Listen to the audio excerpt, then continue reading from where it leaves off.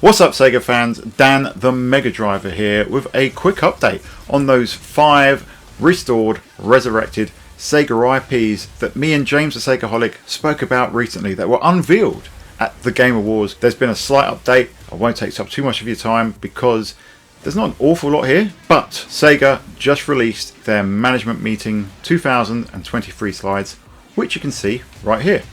And within those, as you can see, are 5 pictures of the 5 titles, gloriously stylized and giving us a little bit of insight into what each game may bring. Now, the quality of these isn't great. I've taken these from Twitter. I couldn't actually find a source for the HD versions, and if you look at the slides themselves, the pictures themselves are actually pretty small, but we can still get a little bit of information from these. Crazy Taxi is the first one on here, and we can see that, I've got to be honest, the style isn't really gripping me here.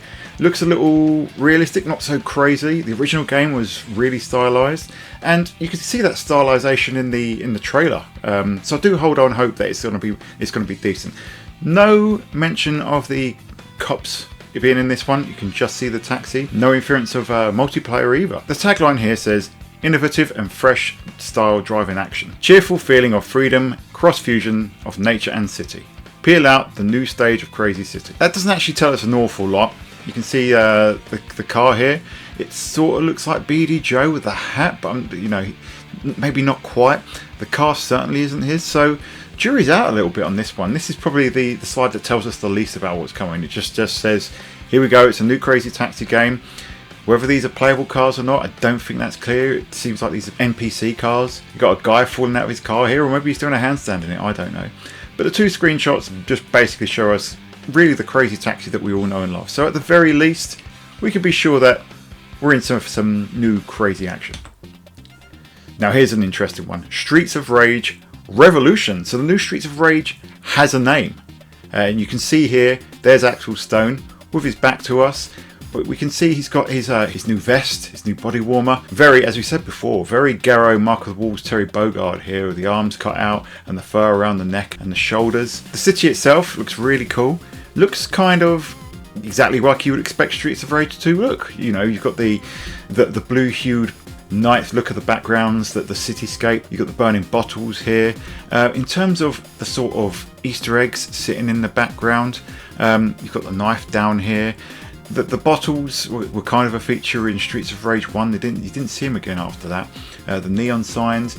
Again, not an awful lot to pick out from here. A bit of graffiti here. This looks more like the Fighting Vipers S at this Revolution, but I may be wrong. But yeah, again, interesting. The gameplay view here is the most intriguing though. In here, it looks like an over-the-shoulder game. So this really is a true 3D-fication of Streets of Rage, giving way to that feeling of Fighting Force. Fighting Force, which was due to come to the Sega Saturn, ended up going to the PS1, which was originally meant to be a Streets of Rage game.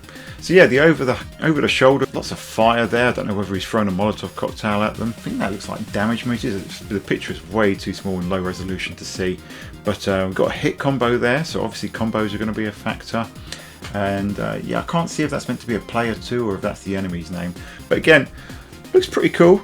New Pacifica. I'd imagine that the setting is still going to be Oak City. Oh god, you can see the turkey here. So Streets of Rage, you know, you have to sit on each street turkey that's found in bins and mailboxes. So yes, obviously the turkey's going to be in there. Beloved side-scrolling beat-em-up action series. Take control of one of the ex-officers and make the city a place where people no longer have to walk the streets of rage.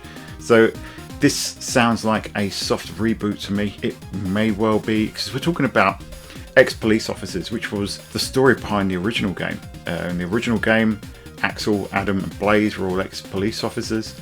In the sequel, Skate was Adam's brother, Max was Axel's wrestling friend, so they weren't all police officers. And in 3, you got Dr. Zan, who wasn't connected to the police, and Skate, again, wasn't connected to the police. And it was the same with 4, so it's going to be interesting to see if it is a complete reboot. Maybe we'll get the original 3 characters, maybe we'll get more than that, who knows. But yeah, overall, interesting. This is the one that looks the biggest departure from what we know and love, and probably the biggest and most famous IP of the lot, so interested to see where this one goes. It's extremely intriguing. Golden Axe. Now, this one seemed to split with a lot of opinion. I personally, this was my favourite. I actually love the style on here. Gilius Thunderhead, looking almost exactly as we know him. Then you've got, I'm assuming this is Axe Battler, but he looks very different with the fur cloak, tattoos on his arm, the spiked shoulder pads, and even the big chunky Final Fantasy style sword that he seems to have. It looks, in fact, it looks more like a club than a sword. But yeah, it looks really good. But the biggest one is, this definitely isn't Tyrus Flare, or at least not the Tyrus Flare that we grew up with. And that's not necessarily a bad thing, it's just different. Certainly the hair is different. Tyrus was brunette, this is a blonde, but partially shaved head.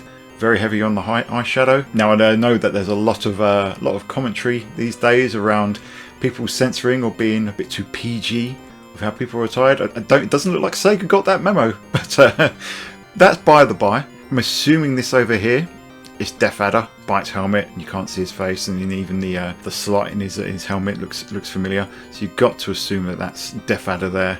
You can see the chicken leg over here, and all sorts of enemies peeking out from the side. Not sure what this is they're standing on. Again, hard to tell. Maybe a turtle in the Turtle Village. The fight was actually on the back of a giant turtle, so that's what it could be. Who knows? Or maybe this is the new power, the center of the story. This guy here, definitely do not recognize. Maybe a new enemy, maybe one of Death Adder's underlings. Who knows? But yeah, I think it's a really cool poster, this one. Love the new font for the logo. That looks great. And it all takes place, you see that coming down here.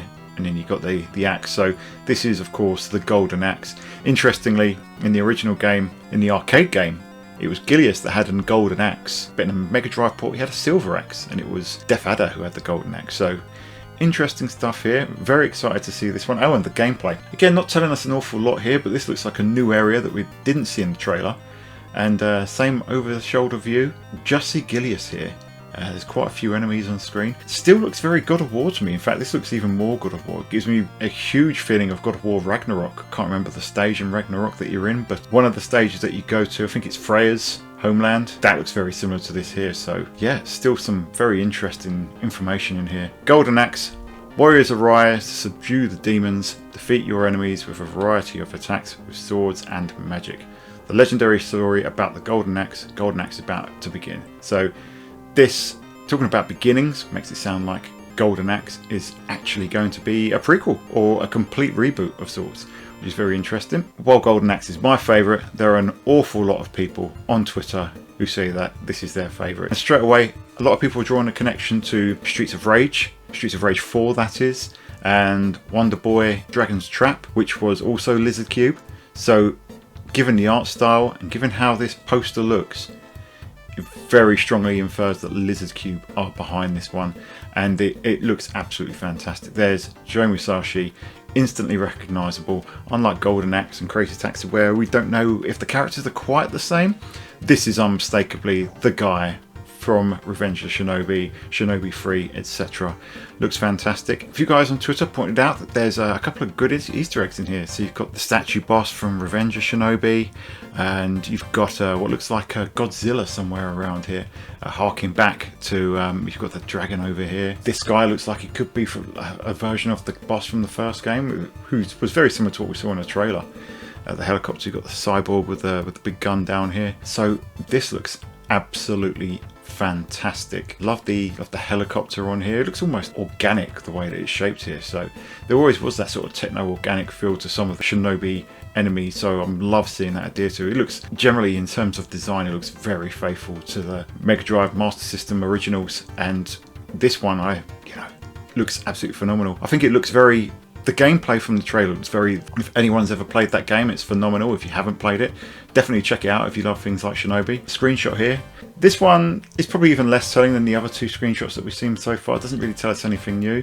We just got that art style that we saw in the trailer. Very stylized, very pastel coloured. And to be honest, this is one of the ones that looks the most polished. And I think a lot of people are most excited about this one because it looks faithful to the original game in so many ways and extremely polished. And if Lizard Cube are behind it, they've already got a great track record. So Shinobi, slay the enemies in the silence of the moment.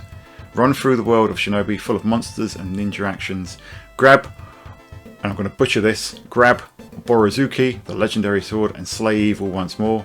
Your clan and the world are counting on you. So giving us a bit of backstory for Shinobi. And here we are with Jet Set Radio. And this was, again, this is the game that looked most complete in the trailer.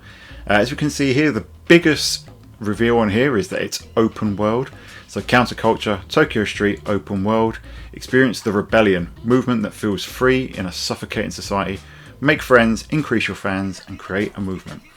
Now this is really taking on to the counterculture feel of the original games. The cell shading on here looks a lot more prominent than it did in the trailer. In the trailer it didn't look as if it was that apparent. Here it very much is. That distinctive Jet Set Radio style is definitely here to see. And I've got to be honest, I'm loving the rollerblades here. I'm assuming this is gum over here. Loving the Tokyo Street. It's funny that they're calling it Tokyo now, not Tokyoto. But the buildings look very much the same as what we saw in Jet Set Radio and Jet Set Radio Future. This guy was in the original Jet Set Radio, and I cannot for the life of me remember his name at the moment. Yeah, this looks absolutely spot on. Not too sure about the build of the game though. So again, the screenshots don't tell us an awful lot. The streets still look quite empty. Depending how far along this is, they may be adding NPCs later on. But it still looks very much in line with the classic Jet Set Radio games. Albeit the open world is probably something that they did try to do in Future and on the Dreamcast original. In the Dreamcast, you may remember that you could kind of walk through the different stages and they'd load. And you can only imagine that in the original they wanted to make it all super connected. They tried to do the same with Jet Set Radio Future, and that was connected, albeit split up by loading screens. Modern consoles, maybe they can finally realise that vision. Is it a single player game? Make friends, increase your fans, create a movement. For me, that sounds a little bit live service like. So I'd temper expectations if you're desperate for a single player game. Me, I'm just desperate for more Jet Set Radio. So that's just about going to do it for this video. Hope you've enjoyed going through these with me. Some very exciting stuff in here. Really getting more and more hyped the more I find out about these. And of course, stay tuned to the Sega guys for more info as it comes in. So until next time, we will see you on the Sega side.